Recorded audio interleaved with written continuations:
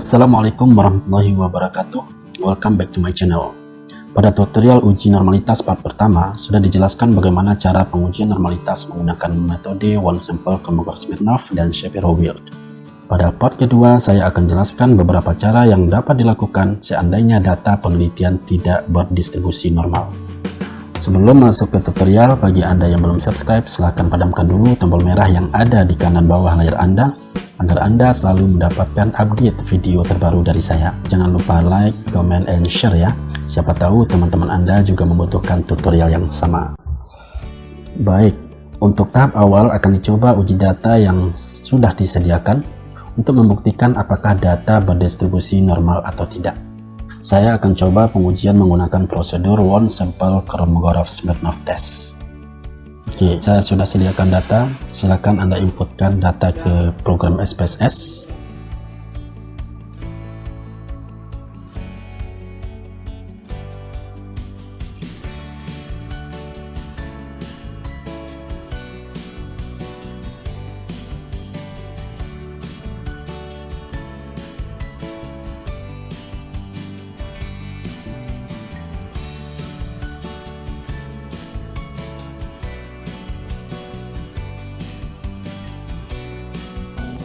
Oke, berdasarkan data yang sudah kita inputkan, kita akan coba uji dulu dengan menggunakan one sample Kolmogorov-Smirnov test. Berdasarkan model regresi yang sudah tersedia, kita akan contohkan untuk model regresi secara parsial, yaitu antara X1 dengan Y, kemudian X2 dengan Y.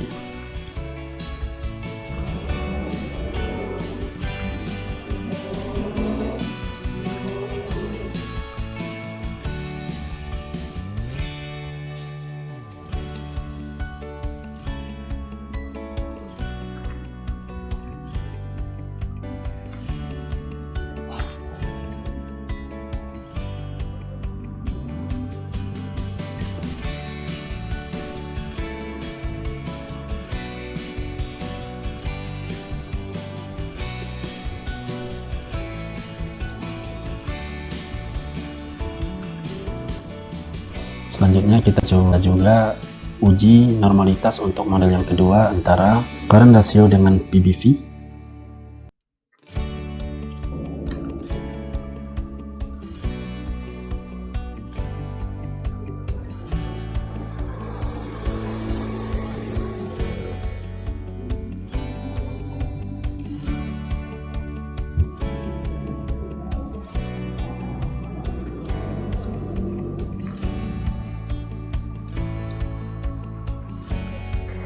Berdasarkan hasil pengujian dengan menggunakan model secara parsial, kedua model ini sama-sama tidak memenuhi asumsi persyaratan normalitas karena kedua model ini memiliki nilai asumsi total yang lebih kecil daripada 0,05, yang artinya model regresi belum memenuhi uji prasyarat normalitas. Apa solusi yang dapat diberikan untuk mengatasi gejala tidak normal ini? Yang pertama, mentransformasi data. Pada tutorial sebelumnya, sudah diajarkan cara mentransformasi data menggunakan logaritma natural. Sebenarnya masih ada beberapa bentuk cara mentransformasi data. Seandainya transformasi menggunakan logaritma natural tidak mampu memperbaiki gejala tidak normal, Anda bisa lakukan transformasi data ke bentuk lain. Namun untuk saat ini saya akan contohkan transformasi data dalam bentuk inverse, yaitu membagi angka 1 dengan data mentah. Prosedurnya, kita klik transform, kemudian klik compute. Pada target variabel kita beri nama inverse untuk variabel size. Kemudian pada numerik itu sesuai dengan rumus inverse dari variabel size ini, itu kita peroleh dari hasil bagi angka 1 dengan data mentah.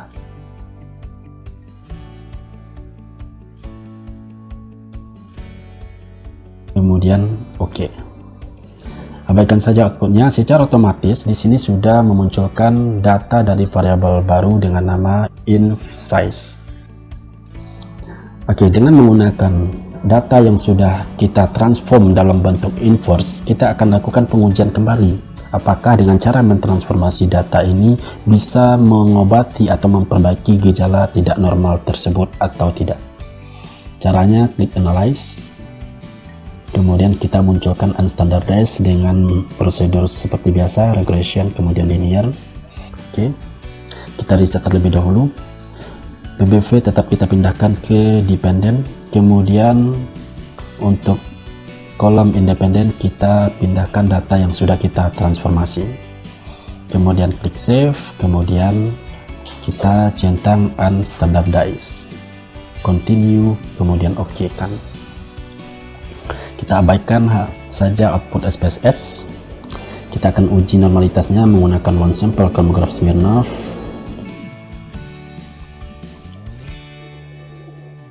Kemudian kita pindahkan nilai residual yang sudah kita peroleh dari hasil estimasi model tadi antara PBV dengan inv size. Kita pindahkan ke sebelah kanan, kemudian kita OK kan. Kita perhatikan outputnya. Berdasarkan output SPSS, kita peroleh nilai asymptotic total sebesar 0,069, yang artinya dengan menggunakan data yang sudah kita transformasi, model regresi kita sudah memenuhi asumsi normalitas karena nilai signifikansi lebih besar daripada 0,05. Dengan demikian, cara transformasi data menggunakan inverse dapat dijadikan sebagai salah satu solusi dalam mengatasi gejala tidak normal. Oke. Sebagai latihan, silakan Anda contohkan untuk model yang kedua, yaitu estimasi model regresi antara X2 dengan Y. Silakan Anda transform dulu nilai current ratio ke dalam bentuk inverse. Solusi yang kedua, membuang outlier. Salah satu alasan mengapa data penelitian tidak normal adalah adanya outliers. Data outliers dalam penelitian dapat diartikan sebagai data ekstrim atau menyimpang terlalu jauh dari data yang lainnya. Penyimpangan skor ekstrim dapat berupa ekstrim tinggi maupun ekstrim rendah. Akibatnya, hasil analisis menjadi bias atau tidak mencerminkan fenomena yang sebenarnya. Banyak cara yang dapat dilakukan untuk mendeteksi data outlier.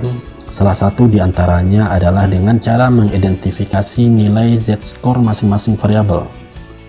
Adapun batasan nilai yang cenderung menghasilkan normalitas yang lebih baik yaitu nilai z-score dalam rentang min 2,5 sampai dengan 2,5.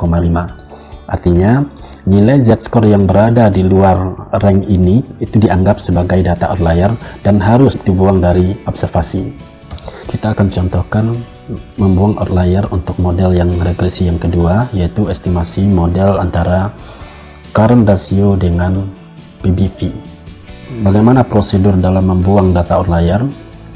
Pada menu SPSS kita klik Analyze, kemudian klik Descriptive Statistic, kemudian kita klik Descriptive.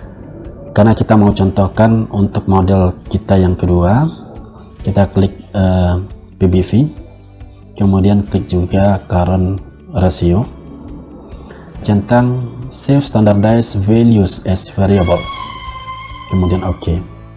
Kita abaikan saja outputnya terlebih dahulu. Bandingkan antara nilai z-score masing-masing variabel, yaitu untuk variabel y kemudian x2, dengan rank yang sudah terstandar, yaitu nilai z-score pada rentang min 2,5 sampai dengan 2,5. Artinya nilai z-score masing-masing variabel yang berada di luar min 2,5 sampai dengan 2,5 itu dianggap sebagai data outlier. Mari kita identifikasi satu persatu.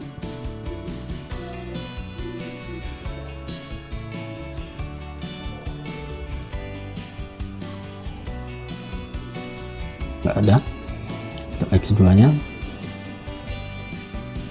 Oke, nilai z-score untuk X2 itu berada di atas 2,5, artinya untuk observasi ke-19 ini dianggap sebagai data outlier. Langsung kita buang saja dari data kita. Dengan menggunakan data saat ini, kita akan coba uji kembali apakah dengan membuang data outlier model regresi sudah berdistribusi normal atau tidak. Klik analyze, regression, linear, munculkan dulu nilai unstandardized residualnya.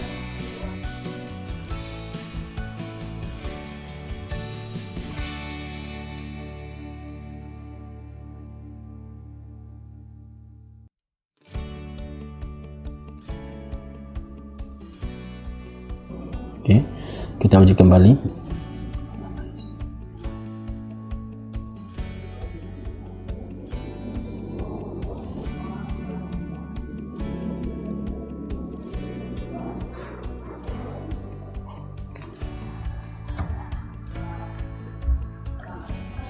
Oke, dari hasil analisis data kita peroleh bahwa nilai asymmetric totalnya sebesar 0,05, yang artinya sama dengan standar pengukuran. Dengan demikian, dapat disimpulkan bahwa dengan cara membuang data outlier dari observasi, maka akan dapat membuat model regresi kita menjadi normal. Demikian tutorial dari saya. Semoga tutorial ini dapat menjadi solusi dalam mengatasi data penelitian Anda yang belum normal. Jangan lupa dukung terus channel ini dengan mengklik tombol like and subscribe, khususnya bagi Anda yang belum like and subscribe. Serta silakan comment and share agar orang lain juga mendapatkan manfaat dari tutorial olah dan analisis data. Terima kasih. Wassalamualaikum warahmatullahi wabarakatuh.